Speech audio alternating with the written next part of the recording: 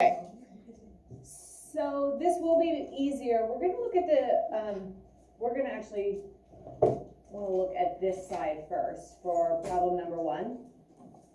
Notice there are some hints. So these are the things that you always need to kind of start by asking yourself. What do I already know?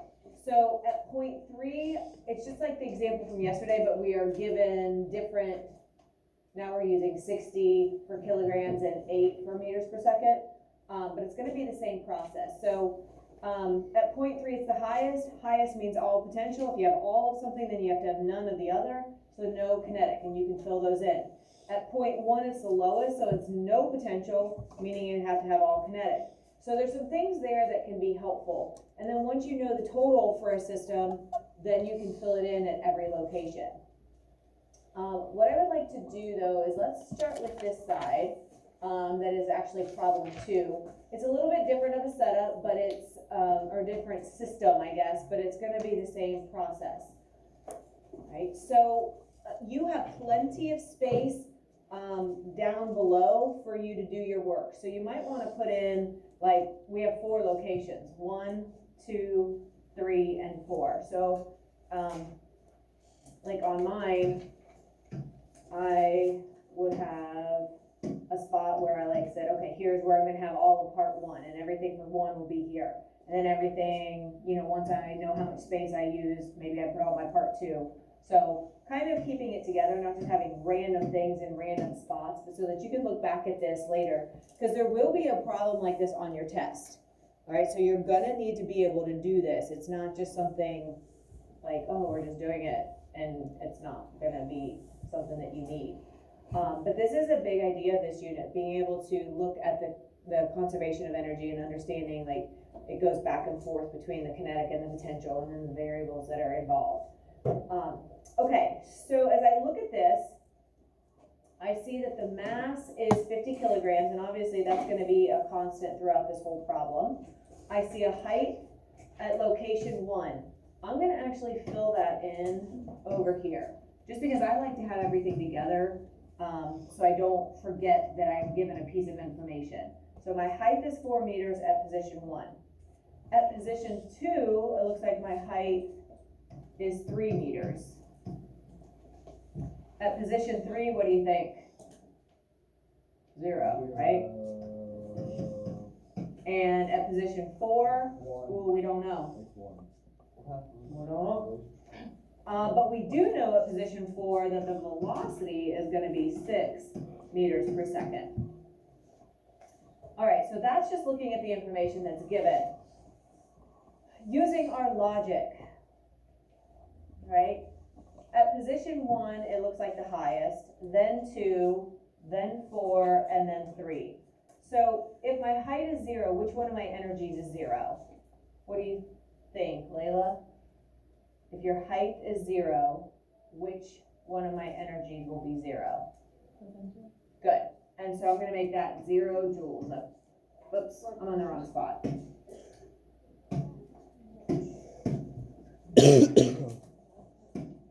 So that is 0 joules. And so then that means it'll be all kinetic once we know what the total is, but we don't know that yet. We also know that it'll be all potential here, but we don't know what our total is, so we really can't fill that in. But if this is all potential, how much kinetic do we have? 0. So that could be filled in. Okay, that's pretty good. I mean, that gives us a good start. So on your paper, you have all the formulas right there at the top. So I'm not going to rewrite them up here. I'm just going to kind of keep using this space and then erasing as we go. So if I look here, the variable that I see is height. Which one of your equations has height in it? Andy? Where do you see height? Our GPE, our KE, or the total? Yeah, we see it in the GPE. So if I have height and I have mass, then I also know what gravity is. It's a constant of 10. So I can use my height to figure out my potential energy. So I'm going to take, and this is what you can do down below, my mass times gravity times height, right? And I can take my mass of 50 times my height of 4 and my gravity of 10. And when you take 50 times 4 times 10, what do you get? What do you get, Garrett? 2,000. Right? No. Oh. 2,000? Yes? Whoa. Okay. So. So that is 2,000, and that's my potential energy. Don't forget to put the joules. So now that we know the potential and the kinetic, our total, which again, this is total. I don't know why they just don't put the T for total. Now that we know the potential and the kinetic, can't we add those to get the total? Oh, yeah. Definitely. So this is now 2,000 joules as well.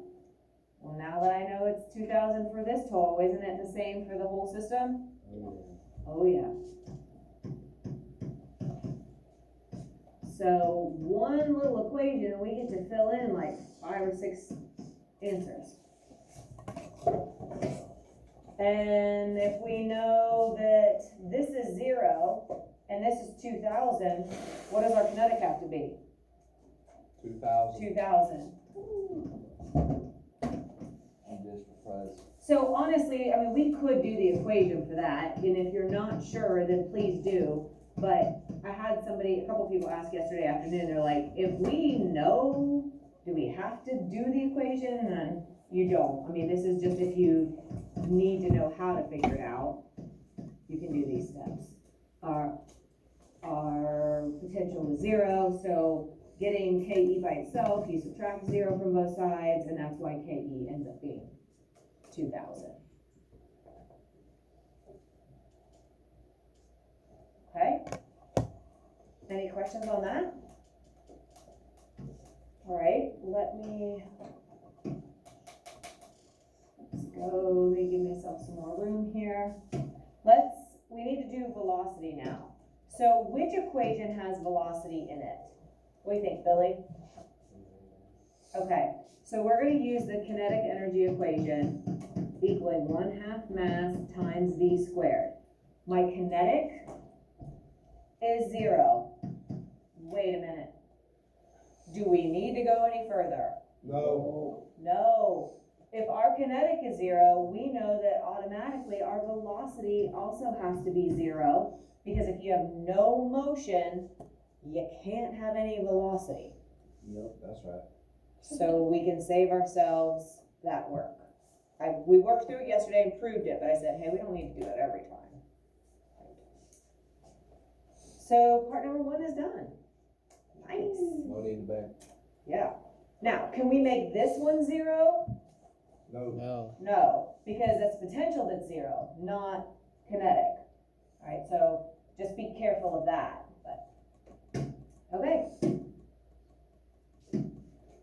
And make sure you stop me if you want something that's explained, or if I went too fast, or like you're confused where something came from or how we got something. All right, so now starting part 2. So again, I'm given the height. Great. So if I have the height, I can, just like Andy said, height is in the GPE equation. So I'm going to do that again. GPE equals mass times gravity times height. And so I fill in my mass, which is still 50, my gravity, which is 10, and now the height for part 3 is 3. What do we get there? 1,500. Okay, so my GPE is 1,500. 1,500 joules. Now, where do I go from here? What do you think? Find kinetic? Okay, how are we going to do that? Are we going to use the kinetic equation, No. or are we going to use the total? Subtract 1,500 from 2,000. Okay, the total equation, right? Because if we have our PE and we have our total, then we are just solving for kinetic. So we have 2,000 equals KE plus 1,500. What is the inverse of addition? Caden? Okay, so if we subtract 1,500 from both sides, it gets rid of it there, and we're left with 500 here. Again, if you can just see that, hey, I need to subtract those, then do it. You don't have to work this out. These, some of you will get to the point where you're just like, okay, I'm gonna be subtracting those. But you always have the default where you can fall back in and actually plug it in if you're not sure. Good, so now that I know my kinetic, I know my mass, I can solve for velocity, because velocity is one of the variables that's in our kinetic equation. So, if I take my kinetic, we do not rearrange, we just use the standard equation and go from there. So my KE is 500, my mass is 50, right there, and then we're solving for V squared. So I can't do anything with 500, so I bring it down. What is half of 50? 25, or 50 divided by 2 is 25. I bring down my V squared. How do I get rid of my 25? Veronica? Good. This is multiplication. We do the inverse, which is division. Bye-bye. That side is gone. We're left with V squared. And what is 500 divided by 25? 20. Okay? Good stuff. 20 more. What do we do now? Kevin? Okay, we're trying to get V all by itself. So we need to take the square root, like Kenna said, so we're left with velocity here, but whatever you do to one side, you have to do to the other. So we have to square root 20, and that becomes what? Put my calculator here. Calculator Dave? Hold on. Almost. 1 point. Whoa! What? 4.4. 4.5. There you go. 4.5. 4.7. So what is around that 4.5 Good, Dave. meters per second? But you know what? That's a good point. When you did the one, like I even saw before, everyone's like, whoa, whoa, whoa. Like you even kind of were like, wait, like something felt wrong. Trust that feeling. Like if the answer that you get from your calculator, there's user error. Maybe you just type something in wrong. So just because it says it on the screen doesn't mean that that's the actual answer. Use your common sense and don't ignore that if you feel like something is off. Okay, good. So now we are gonna go to part 3. So part 3, oh no, don't erase all. Oh, that'd be sad. All right, so part 3, we've already determined our PE because it's 0 height. It looks like we're back to solving for velocity again, right? So we are going to, which equation has velocity in it? Brooklyn? Is it the GPE or the KE? Oh. Hey. There we go, the KE. So we're gonna use the 1/2 m times V squared. My kinetic now at part 3 is 2,000. I'm gonna find half of my 50 times V squared. So I bring down my 2,000 because I can't do anything with it. I simplify half of 50, which is still 25 times V squared. How do I get rid of the 25? Connor, how am I gonna get rid of that? How am I gonna get rid of the 25? Good. So get rid of it. And that leaves me with V squared equals what? 2,000 divided by 25 is, okay? So how do I get the V alone? Because I'm not looking for V squared, I just want V. What What do you think, Kendall? Find the square root. So that becomes V by square root 80, which is what? Brookston? 8.9. 8.9 meters per second. Very good.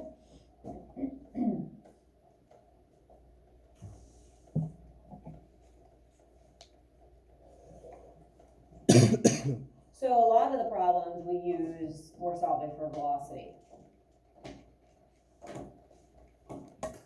So if you didn't feel confident about those calculations before, hopefully since we've done more of these equations, you feel a little bit better with it now. And let's go to our final one. Woo! And again, this is your example, so hopefully you're filling in lots of detail, following, making it so it's clear what you're looking at. So, at 4, we're given the velocity. So, we have velocity and we have mass. Well, those are the two variables of the kinetic equation. So we can use the kinetic again, but this time we're just going to be actually filling in the mass and velocity to solve for kinetic. So we're going to take 1/2 of our 50 again, times our v, which is now 6, and we square that. So kinetic equals, well, half of 50 is still 25. And is it going to be 12 or are we going to have 36 here? Dave? 36. Yes, do not take 6 times 2. 6 times 2 is not squaring. 6 times 6 is squaring. And so now, we're down to our final simplification. What is 25 times 36? 900. Okay?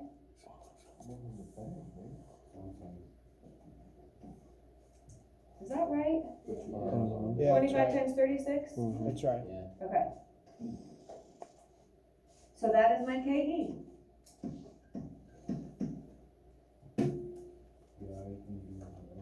Already do it. All right. So I can't calculate potential because I don't know the height. So I can't take mass times gravity times height because the height is unknown. So I have to use my total equation. Oh, yeah.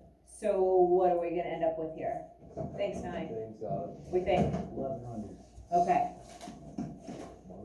1100 joules. Because, again, you're thinking we take our TME equals KE plus PE. The total is 2000. Our kinetic was 900, and we're trying to figure out our PE. So I'm adding them. The inverse of addition is subtraction. That becomes 0. Those get subtracted to become our 1100 for our PE. Right? And again, if you know, hey, I realize I'm just going to be subtracting these two, you can do that. You don't have to do all those steps. Finally, we are going to be solving for height. So I'm going to rearrange my height. And what am I going to be left with, Ethan? Yep. Don't forget to divide that by GPE though. So we're going to have GPE over mass times gravity. And so when I do this, I get 1100 over 50 times 10. Do not forget to actually do this multiplication first. And when you do 1100 divided by 500, 2 point something. 2.2. 2.2? 2.2565 2.25? No, No, just 2.2. You're just running around. favorite after school activity. No way, that's 2, because 3 is way higher. Well, That's average. yeah, I agree. Like maybe it's not, Stop. like you would think it should be like up here. Yeah. Yeah, it's closer to 1, kind of. That's what I'm saying. It's not proportional. Let me say that. Good observation. I mean, I'd say. Okay. Doable? Doable. So it's more just like, don't get stuck, right? Ask yourself, okay, what do I know? If it feels like you're stuck, it's because you're missing something. You're forgetting that something is 0, or that you have all of it because you have all height, or you have none of it because you have no height. So usually or you forget to fill in the total once you have it. So usually it's because of something like that. It's not really the math that gets people hung up at this point. So what I need you guys to do is, it's time for you to try one of these on your own. So I did the more complicated, the one with more steps together. This one is just like yesterday's, except now you are having your mass is 60, and at part 1 your velocity is 8. Like yesterday we had different numbers there, but it's going to be the exact same process. Okay, look at the little box. If you get stuck, read that. Look at the hints. Okay. As you get done, bring it up and show me.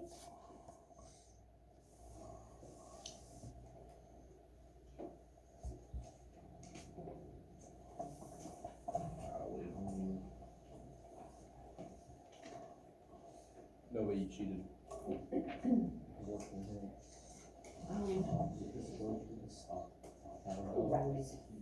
He's up, and yeah. I have to find mine real quick. You want me to turn off this little, Please, yeah. thank you. Your little how dog and